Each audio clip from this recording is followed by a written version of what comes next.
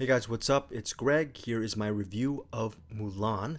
Live action version comes out September 4th for $29.99. You can definitely stream it. Is it worth it?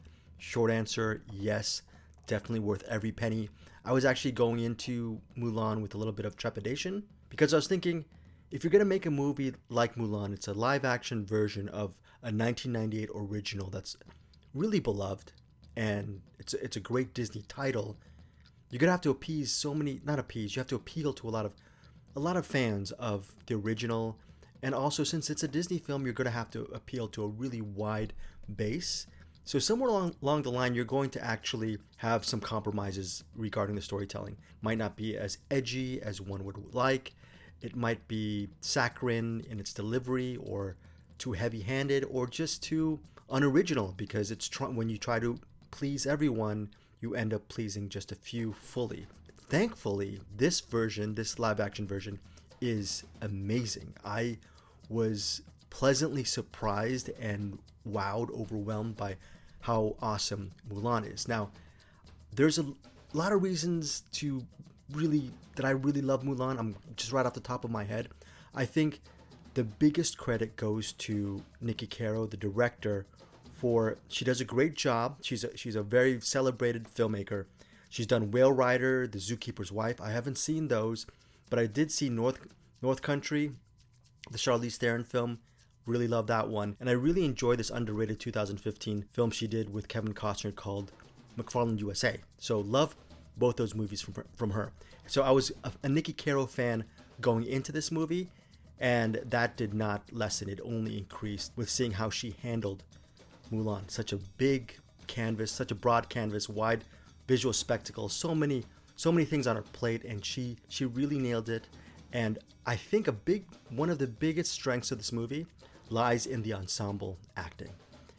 Liu Yifei is fantastic. Is that how to say it? Yeah, Liu Yifei. She was in The Forbidden Kingdom years ago in 2008, and back in the day, 12 years ago, I thought she was going to be a star. She stood out for me in that movie. And now 12 years later, I haven't seen her in a lot of films since. She's been in movies and projects, but I haven't followed her career since. Nikki Caro took a full year to find her lead, and it's really cool that it ended up being her because she is the anchor of this narrative. She's believable in all her scenes. She's charismatic. She does such a great job in front of other more experienced actors than her. She holds her own, and especially, you know what, during the battle sequences, she was absolutely believable. The highest marks goes to Liu Yifei. I have all this thing like, am I pronouncing her name right? Oh, yeah, I'm sure I am. But Liu Yifei, she's fantastic. Hopefully she'll get more roles after Mulan. If she does not have a really excellent performance or a solid performance, this movie wouldn't work. The production design for Mulan is really top notch. It's an eyeful. Unfortunately, I did see the screener on my iPad. My mom was able to see it in our big screen TV downstairs in the family room. So she's a smarter moviegoer than me. If you decide to pay the $29.99 for it, I know it's probably more, I guess you might watch it on your Chromebook in bed, or your iPad or whatnot, or on your PC. I suggest definitely seeing it. If you can just take those a couple of extra steps, watch it on the big screen, because a lot of this movie is battle driven, and the sequences, even amidst the family dynamic of it all, it works. It looks like a large scale a large scale film. Epic. The battle sequences are beautifully choreographed, and it doesn't really feel like it's compromising to the lowest common denominator. It's your eyes don't glaze over the action. You're really invested in all those moments in the feature. Now, also a lot of credit goes to Gong Li. Gong Li plays this character. She's called by the bad guys as the witch. She's the witch in the film, but I'd like to call her, she's more of a sorceress to me. Well, anyway, she's the right hand man or woman, right hand person to this warrior named Borican. Borican's played by Jason Scott Lee, and Borican he has a vendetta against the emperor, okay, the Chinese emperor, and he's planning to eviscerate the imperial army and eventually kill the emperor because the emperor killed Borican's father. So Borican's enforcer is that person he calls quote unquote the witch, and she, through her magic and through her alignment and power with her chi power, her advanced chi power, she can actually do so many things. She's basically like a Marvel or DC super heroine. not heroine, like a super antagonist. So she's really the reason why Boracon and his troops are overwhelming a lot of the people they come across. So what happens with Mulan is she disguises herself as a man because her father was actually going to go out the next day and volunteer and enlist in the army, because under this new situation to defeat Boracon, the emperor is ordering every family to give or to usher out their own firstborn son out into the military.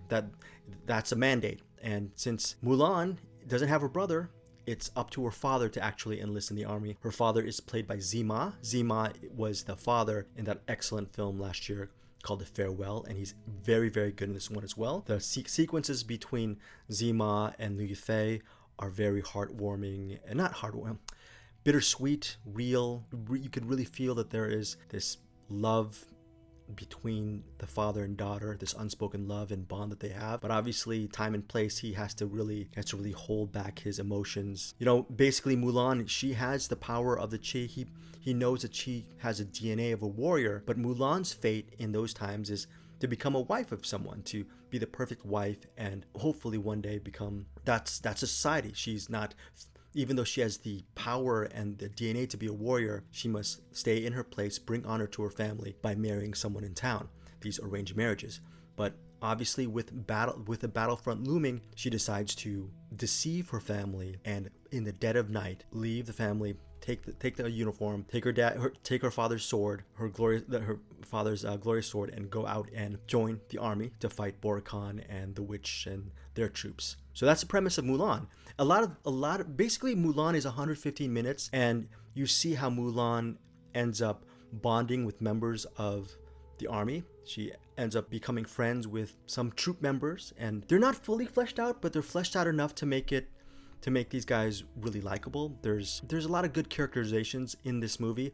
The biggest characterization that I liked, along with the relationship between Mulan and her father, is Mulan's relationship with the witch. I'm going to call her sorceress, Gong Li. Now, the sorceress is the most powerful person in this entire story, and where, again, I haven't seen the original Mulan, so I have no reference to that, but the way the sorceress is, I guess, written and developed, to me, I thought what's unexpected.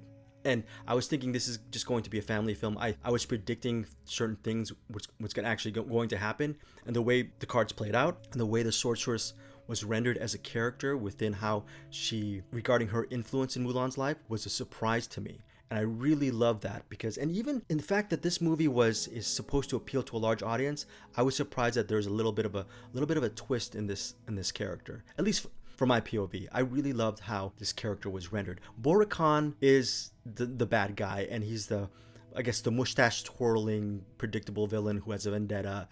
And there's really not much you can go further with that. And there's nothing wrong with Jason Scott Lee's performance. He's really good in this movie, and I don't fault them for not really developing Boracon with an extra layer. It's fine. He's just a stereotypical bad guy. The fact that the witch, the sorceress, played by Gong Li, is so well developed, it really evens out that whole side. So there's really excellent characterizations in Mulan. On a superficial level, if you just want to see this movie to check out Mulan kick some butt, kick you know what, those sequences are well executed, and I think worth the price of admission. It's worth the $29.99. Okay, obviously I should shut up about it because I did get a screening link. So who am I to say that go spend your $30 and go for it? But for me, if I didn't get a screening link and I paid the $30 to see Mulan, I would have been more than happy with my investment, as opposed to other movies that are out there when you can go to a theater that end up disappointing you. I'm not going to name the movies, but this movie really checks off all the bases. Niki Caro,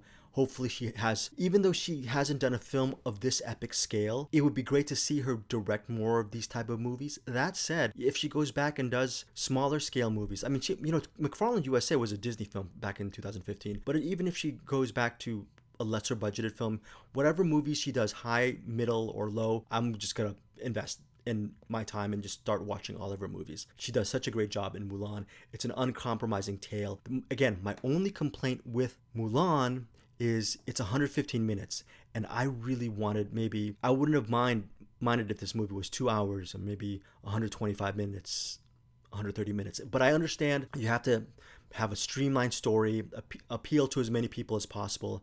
I just wanted a little bit more meat to the bone, but that's fine. That's sort of a backhanded compliment to how much I actually really enjoyed Mulan. So Mulan for me, out of 5 stars, I would give it 4.5 out of 5, 4.5 out of 5 stars. Highly recommend Mulan. Again, Liu Fei is fantastic in the lead role. The actors are all do. Zima is fantastic as well. He does a great job as a father, and Gong Li is really good. Her scenes with Liu Fei is really well done too. Very, and oh, also regarding the Christina Aguilera song "Reflection," it's featured in this movie in a couple of music cues as well. So you see a little bit of a callback to that song "Reflection" in this movie. I'm sure you're probably wondering if they used that Aguilera track. They have the instrumental there a couple times, I believe, in this version of Mulan.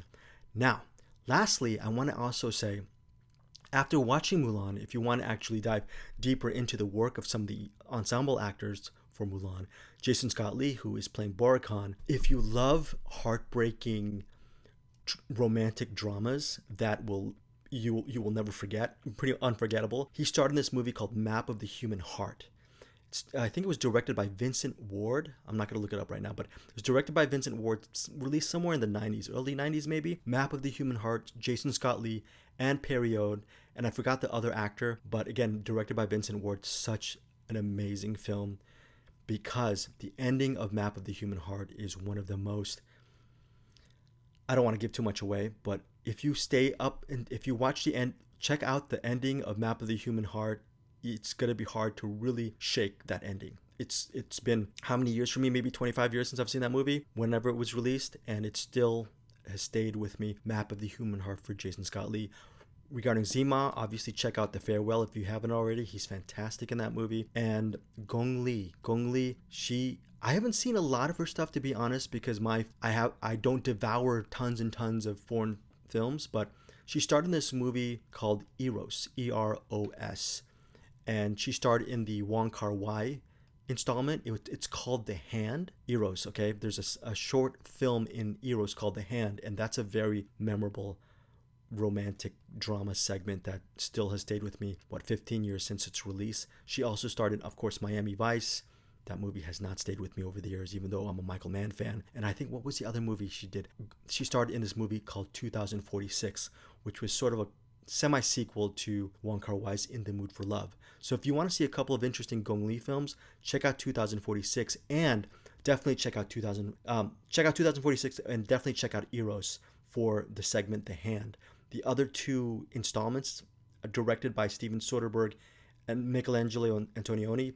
Those segments aren't really that good, but the one by Wong Kar-wai, The Hand, starring Gong Li, is again transcendent, at least in my opinion, along with Map of the Human Heart. So those are a couple of movie picks to go on after you watch Mulan by yourself or with the entire family. Do not have the kids see 2046 or The Hand from Eros or Map of the Human Heart as well. Those are adult themed films, but those are my little mini recommendations after checking out Mulan down the road. Let me see if I have other recommendations here. Zima, Jason Scott Lee, Gong Li. Yes, Rosalind Chow. Rosalind Chow plays the mother of Mulan. She doesn't have as much of a meaty role as Zima, but it's great to see her again. I remember years ago as a UCLA student watching her in this film starring with Chris Cooper in this film called 1,000 Pieces of Gold. It was released in the early 90s as well. She was fantastic and great in that movie. I apologize for using the word fantastic like a million times on this review. I apologize. But yes, Mulan, September 4th, highly recommended, uncompromising.